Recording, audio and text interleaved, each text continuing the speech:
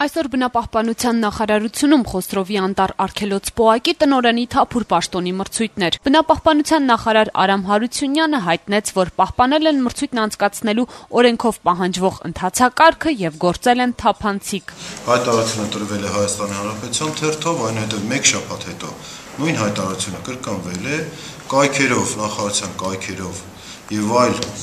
լրատվամիջոցներով մենք բարբերաբար հայտարարել ենք։ Մրցույթին հայտ ներկայացրած 3 թեկնածուներից ներկայացել էր միայն մեկը՝ Գաբրիել Պողոսյանը, ով արդեն 1 ամիս աշխատում է որպես արգելոցի տնօրենի տեղակալ։ Այսօրվա մրցույթի քննությանը նա հավանական 100 միավորից ստացավ 80-ը։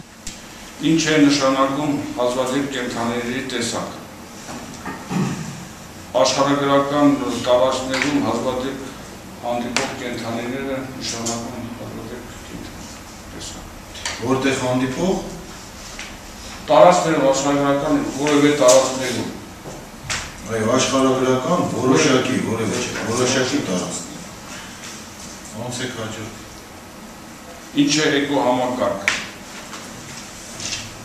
էկոհամակարգը կենդանիների բույսերի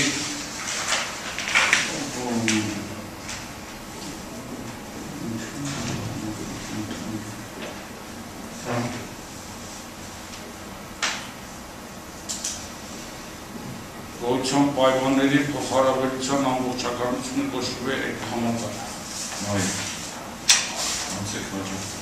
Հանձնաժողովի անդամների եւ նախարարի տպավորությունը թեկնածուից ընդհանուր առմամբ դրական էր։ Նախարարին հարցրինք, թե ինչպիսի թեկնածու կցանկանար տեսնել մրցույթին։ Ունենք ինչ ունենք, բնականաբար դեռևս 3 օր է ժամանակ ունեմ որոշում կայացնելու, բնականաբար նաեւ այսօրվա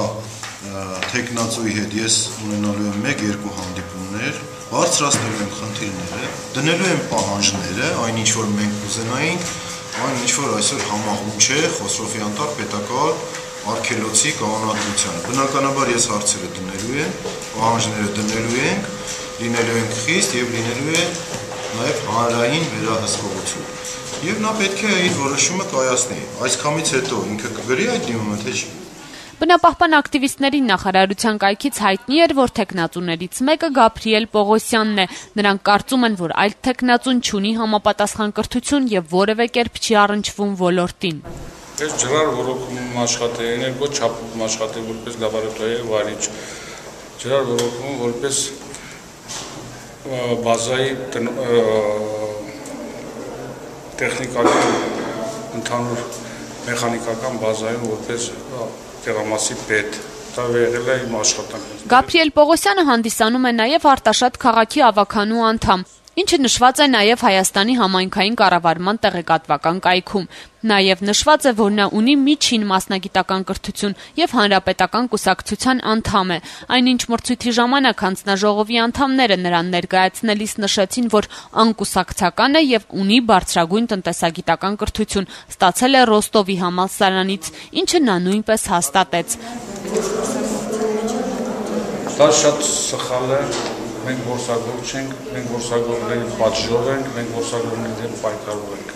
3 օրվա ժամկետի ընթացքում բնապահպանության նախարարը կկայացնի իր որոշումը եւ կնշանակի արգելոցի տնօրեն։